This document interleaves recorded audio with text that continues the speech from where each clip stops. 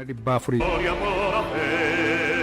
maqaa yeroo hedduu waamamaa jiraatu deeggartoota miliyoona 400 fi miliyoona 50 addunyaarraa kan qabu miidiyaalee hawaasummaan namoota miliyoona 300 fi miliyoona 60 ol kan horate kilabii guddaa addunyaa kanaa Real Madrid. Spain magaalaa Madridittiin bara 1902 kan hundaa'e Real Madrid waancaa La Liga Spain yeroo 36, Champions League Awurooppaa yeroo 14, waancaa kilaboota addunyaa fi mo'attoota Awurooppaa yeroo 5 injifachuun kan sagitu injiru.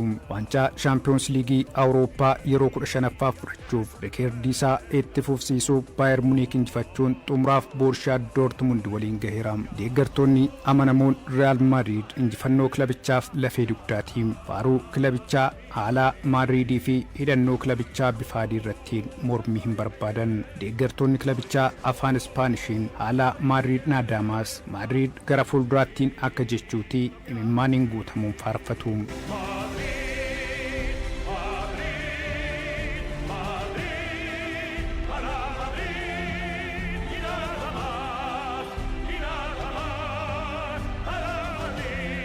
Faaruu kana keessattiin seenaan sin hojjettan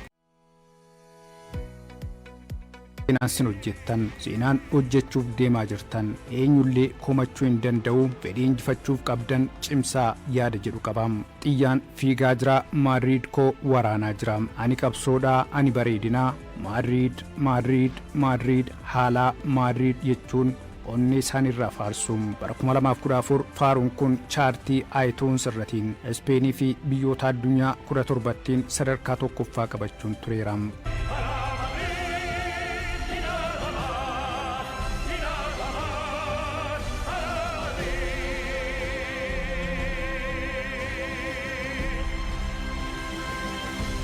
Deeggartoota Los Blancos kan adda taasisu ni bira jaalala waggoota dheeraaf halluu adii fi gonfoo hidhannoo kilabichaarra jiruuf marartuu addaa qabaachuu isaaniiti.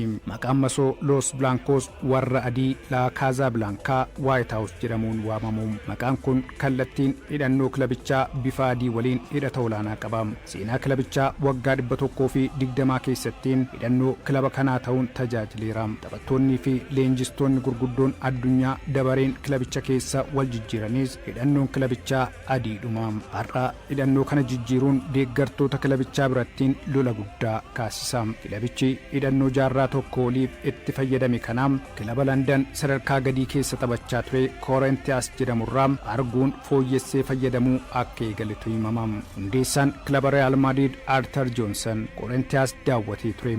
Dhimmi kun ragaa qabatamaa qabaachuu baatus Johnson naamusa taphaa kilabichaa haalaan akka jaallatutu himama. Bara 1920moota keessaa taphattoonni Real Madrid Patricio Escobar fi Felix Caicedo London imaluun tapha Corinthians daawwatan. Daawwannaa kanarrattiin hidhannoo Corinthiansiin kan booji'aman taphattoonni kunneen yeroo gara Spain deebi'an hundeessitoota kilabichaatti himuun wantoota muraasa fooyyessuun hidhannoo har'a addunyaan dinqisiifatu kana kan ofii taasifatan. Tisheertii adii fi gonnoffee halluu gurraachaan hidhannoo ofii godhachuun tapha cimaa Barcelonaa waliin qaban irrattiin kan hirmaate Real Madrid dirree ofii irratti 5-1 dirreen alaa 2-0 mo'aman. Kanarraa ka'uun pirezidaantii kilabichaa kan turan Pedro Paragues hidhannoon kun gammachuu qabatee hin dhufne jechuun gonnoffee halluu gurraacha hambisuun guutuunsaa adii ta'uun akka uffatamu ajajan. Halluu adiin kun garuu duudhaa kilabichaa waan ta'eef dhaloonni dhufus jijjiiruu akka hin qabne akeekkachiisan. Kun erga ta'ee jaarraa tokko guuteera. Halluu daammii tapha dirreen alaaf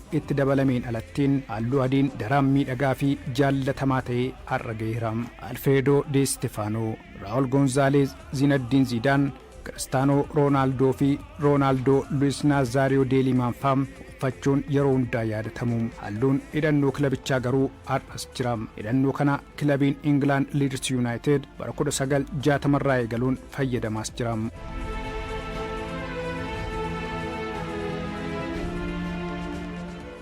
Real Madrid keessattiin mallattoo kilabichaa ta'e kan fuullee asxaa gonfoo hidhannoo adiirra jirudha. Asxaan gonfoo kun bara 1920moota keessaa yeroo maatiin mootii Spain kilabicha hoogganuu eegalanii kaasee mallattoo ta'uun itti fufeera. Kilabichi duraan kilabii kubbaa miilaa Madrid jedhama ture. Bara 1920 eegaluun mootii Spain Alfonso 13ffaan maqaa Real jedhutti dabalan afaan Ispaaniishiin Real jechuun Royal yookiin mootota kan jedhuttiin hiikamam. Real Madrid jechuun kilabii warra mootii akka jechuutiin bara 1931 Spain Republic yeroo taatu asxaa gonfoo Madrid irrattiin barreeffame irrattiin mallattoon leencaa dabalameera. Waggaa 10 booda yeroo mootummaan Spain deebi'ee ijaaramu asxaan kilabichaa iddoo isaa duraan ittiin deebi'e. Waggoota 80 darbaniifis osoo hin jijjiirameen mallattoo kilabichaa ta'uun tajaajileera. Madrid gara fuulduraattiin haala Madrid jennee qophii keenya xumureerra.